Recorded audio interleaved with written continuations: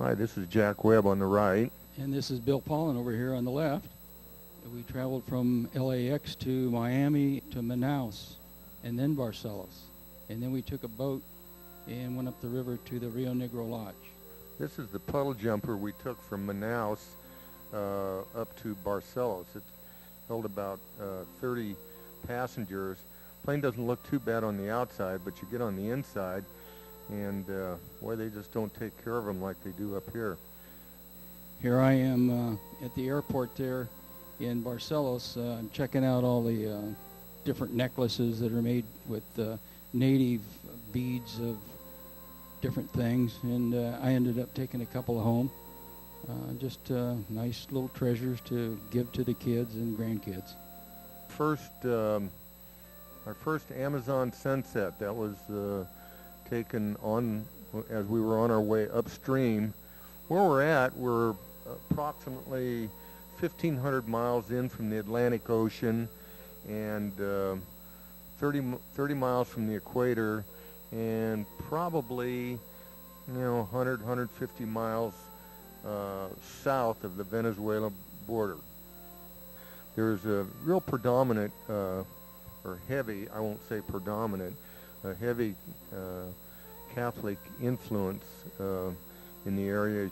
But the guides and the people that you get to talking to, they were very quick to identify themselves. They were quick to say, I'm Christian, not Catholic. And this is the riverboat that we took from Barcelos on up to the Rio Negro. The Rio Negro joins up in Manaus with the Amazon and runs out to the ocean and runs 100 miles into the ocean itself of fresh water. I had great aspirations of piloting the boat upstream, but I was just getting warmed up there and somebody talked me out of it. Said, leave it to the pros. Yeah, this was not an uncommon sight on the river. There was a family of looked like a family of 5 or 6 living in that houseboat.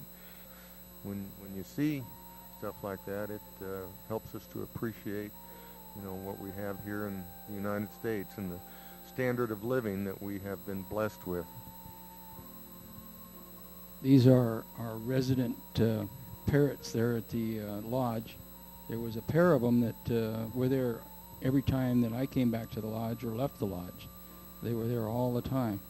They're beautiful colored parrots, and they were just part of the ambiance of the entire trip. They were sure noisy too. You get within 25, 30 feet of them, boy, they start squawking and squawking. They let you know that you're in their turf. Here we are heading out to fishing, and as you can see, we're all in quite up-to-date new nitro bass fishing boats. Even though the temperature is quite warm, being right on the river and with a little bit of breeze, you're quite comfortable. Yeah, here we are. I guess, I don't know, I think this was probably one of our first days, or the first days out fishing.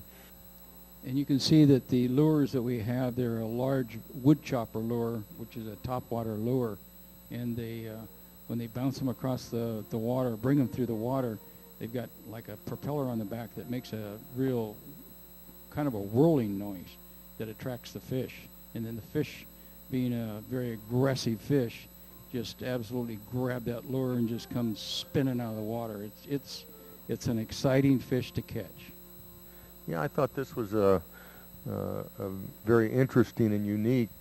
We saw this our first day out, and I thought it was an absolute rarity, but come to find out it wasn't. Just this palm tree that had sprouted over under the shade of all of the other trees and stuff. It just grew horizontal till it could get its own shot at the open sky. So that's what it was doing. It just went out as far as it needed to and turned up towards the heavens. This is some of the backwater. On these major rivers like this, there's a lot of little inlets that go into these islands, And this is one of these inlets that goes back into the backwater and into the jungle. And it, as you can see, is very, very thick back there. And to me, it's very beautiful and very serene. Yeah, you talk about warm. At one point, it was what did I measure, Bill? About 122 was a temperature on your thermometer around your neck. Yeah, 122. I didn't wear those short pants for very long because it was just too brutal, too much sun. The rain squalls had come by, and we very, very much welcomed them. We were real close to the equator, and the sun is just burning hot there. So we had to be fairly careful on keeping ourselves shaded and with the sunscreen on us. But as you can see, we're up backwaters here again, and it's just beautiful. And you can see the water is very dark. It's got a tannic acid in the water, so that the mosquitoes don't breed in the water from the river itself. Those turkey vultures were following up on some commercial fishermen there, and taking what was left. This is we had what they call a shore lunch, a barbecue. One of the local guys, it took him all of about 10 minutes to throw that grill together, and it was grilled fish deluxe. They had a few of the small bass on there, but then and then some piranha on there too. One thing interesting about the grill that they built, it's all out of just small twigs basically, and once the fish were all cooked, they just burnt the grill up and they just left a pile of ashes. This turned out to be not one of my favorite friends. This was the the lodge pet monkey that was hanging around there. As soon as you sit down, he jumps up in your lap looking for a handout, and I thought you'd just go ahead and pet him like a cat. If you look real close in this picture, he didn't take to that petting too well, because he's got my finger, he's got his hand wrapped around my finger, and he just did take a nice big lunch into my finger. Didn't break the skin, but boy, it got my attention, and it's like, okay, he's making the rules around here. This was a morning, and that tapir is on the right side, which really is a pet or he's around the lodge a lot. And as he wandered there, I opened the door, and he came right in. And there he is, inside our room. And Jack was just coming out of the bathroom and greeted him. Yeah, in the front door and out the back door. Hello and goodbye. If you're not going to feed me, I'm leaving. Those tapirs, they're kind of a cross between a dog and a hog and an anteater or something. They're pretty unusual. The locals, even though hunting is generally prohibited in Brazil, the locals do hunt for subsistence, or subsistence, and that's one of their favorite takes is the tapir. This is a barge that we saw going up the river, and I was pretty amazed because you can see on the front of it, it's all blocks, big heavy construction building blocks, and there was a big truck there, and there was another car in the back, but in the middle there was a fenced-in area where they had cattle. So they were hauling just about everything on up the river. Yeah, no roads. You get into these little towns like Barcelos, and they might stretch out half a mile, 3/4 of a mile along the river, but you go 200 yards or 300 yards past the edge of town, and you're into the absolute jungle, and everything that gets into those towns comes in by barge like this. This was the second day fishing. Towards the end of the day, I had hooked what I thought was probably a pretty good sized fish, and it was real close to the bank, and the fish immediately dove down and wrapped itself around a log or something down there, and that's what the guides do. They'll go in to to try and retrieve the fish for you. And he came up empty-handed on this one. This is the first peacock bass that we landed. This was not a real big one. It was only a 5-6 pounder, but it's still exciting. And they, of course, are caught and released. This fish actually, the guide took it back, and he was going to use it for his family for dinner. And it was the next day we did not have him for a guide. Now, whether that had anything to do with it or not, I'm not positive. Yeah, this is the guide's family. He wanted to stop at his house. He lived 3 or 4 miles down from the lodge in a little place alongside the river. That was his family.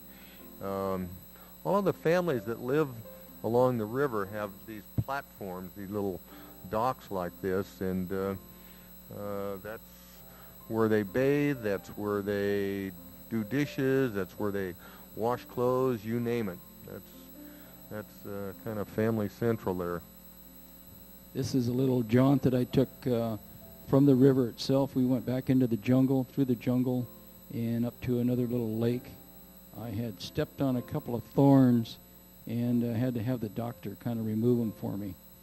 Oh, this this is the part that I hooked this big fish, and the guide started yelling at me, "Grab my shoes! Grab my shoes!"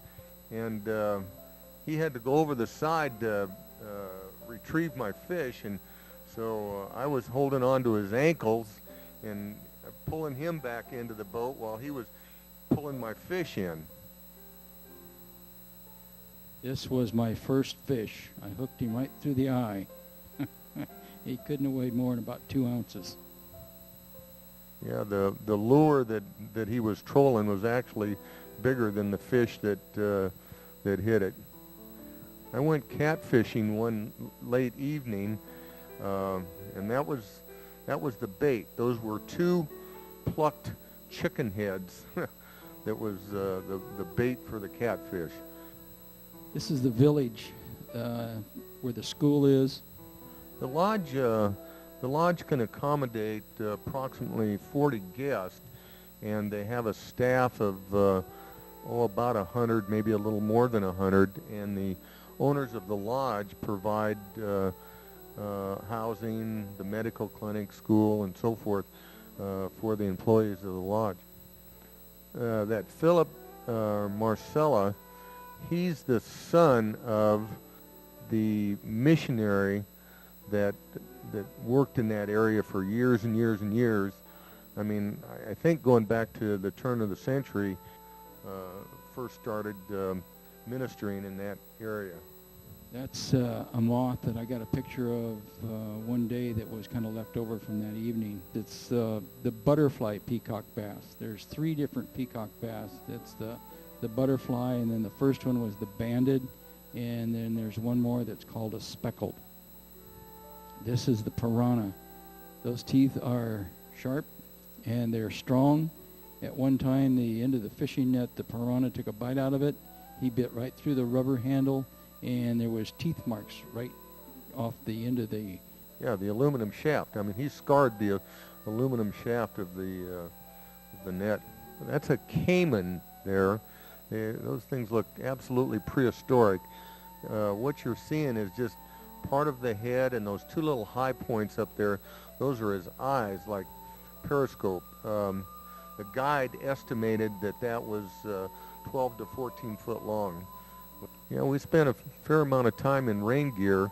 The little showers that came through, you didn't bother to, they were welcome to cool you off. But one morning, we got in an absolute storm that as I looked out from under the brim of my hat trying to see, how much rain there was or if there was any clear sky coming, there were no raindrops. It was just streams of water, solid streams of water coming down, like standing under a shower head.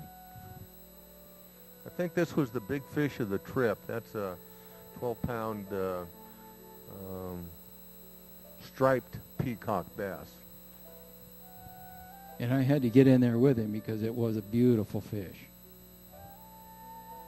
That's another piranha. You know, everybody's heard stories about you stick your hand in the water and you draw back a skeleton. The guides tell us that these silver piranha, the only way they'll really attack you is if you have an open cut and they can smell blood or something like that. There's my finger-chewing buddy, who I kept a safe distance from. This is the grandson of the missionary that worked down there. There's Jack and I in the front of our bungalow. The rooms were, they were a good 25-foot square, high ceilings, plenty of room to put your gear around, and two great big double beds in there, queen-size beds. It was very, very comfortable. This is one of the smaller peacock bass. It's the speckled one. Yeah, that's another life on the river family heading downstream for whatever they were heading downstream for. There's another one of the peacock bass. You can see our guide, Danny. That shows you the markings of that peacock bass. You can see that eye on the tail, which is a very distinct mark on that peacock bass. You'll notice this fish has a hump right behind its eye. That's the males. That's how you can distinguish the males from the females. There, you can see Danny wrapped up with his T-shirt over his head and just his eyes showing. You can see those clouds in the background. It was just hot, hot. We ended up calling him Danny Bin Laden. Well, this is an interesting story. Sitting there in the boat, looking up into the trees, that globe that you see up there at the top of the tree is approximately 24 inches around and roughly 36 inches high. And what that is a termite's nest. The termites will land on a tree and start devouring the tree from the inside out and build that nest, and they'll just keep building it up until the tree is gone.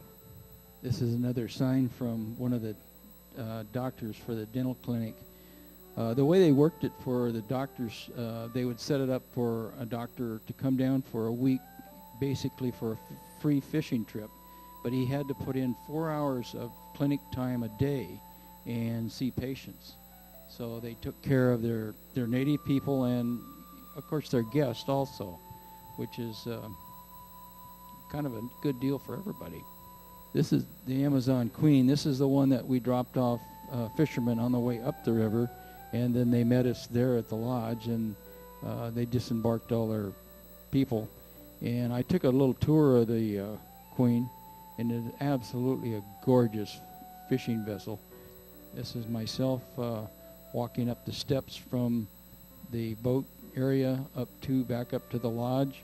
The development is about 75 feet elevation above the normal level of the river, because at times during the rainy season, I guess the river does rise that much. I mean, all the way up to the top of them the steps. The 4-room school doesn't, if you saw that on the outskirts of Lompoc or anywhere else in the United States, it wouldn't look a whole lot different in a rural area. Yeah, I think that's the monkey that was carrying the baby, but I don't, maybe we'll see. Yeah, there it is, right there. Yep, she was. I don't know how long they carry him around like that, but it's a while. Yeah, this is another one of those termite nests that this was over by the school compound. This carpenter shop that they had as part of the compound there. They made all their own doors and windows and furniture and stuff, and some pretty rudimentary equipment in there, but they turned out some decent looking stuff. And this is all lumber that they'd harvested and cut up from the forest right around them. I had to make a comment about this table saw and all the rest of the equipment in there. like Jack said, it's very old and antiquated. The table saw has no covers or protection at all, so I gave it a very high rating of OSHA approved. This is the doctor and his wife. He's the one that was a resident doctor for the week that we were there, and he's the one that kind of operated on my foot and took the thorns out of the bottom of my foot. The doctor loved monkeys too. This was actually on the last evening. They had a big party for us, like I said, where the Amazon Queen people and the people from the lodge, and they brought these dancers in and the fire blowers, and Jack and I got to snuggle up to the Amazon Queen.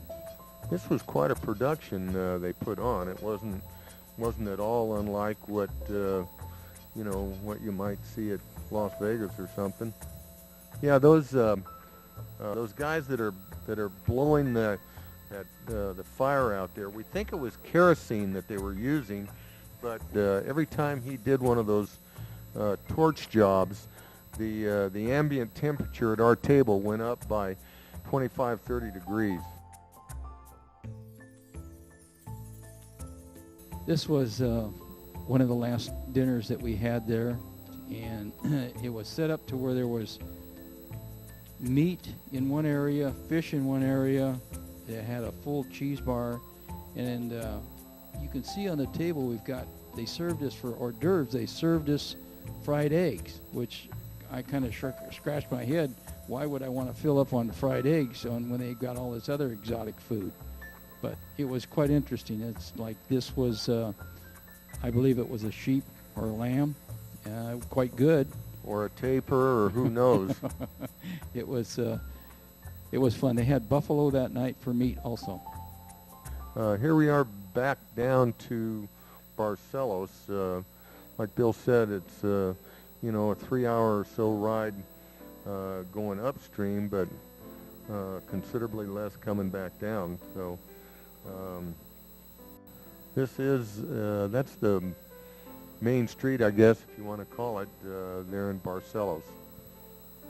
That is probably the most substantial building in the whole town that we saw, anyhow. And these are a couple of the native kids there.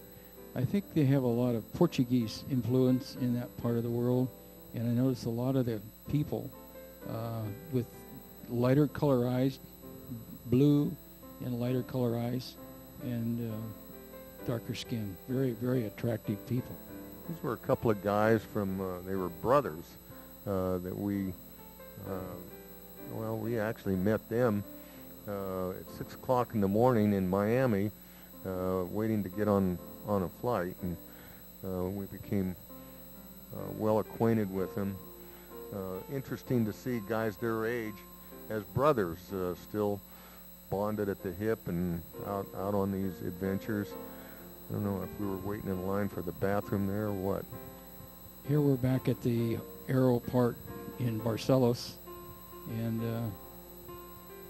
now we're back in Manaus again, and they have Christmas there just like we do. So the kids were all having their picture taken with Santa Claus.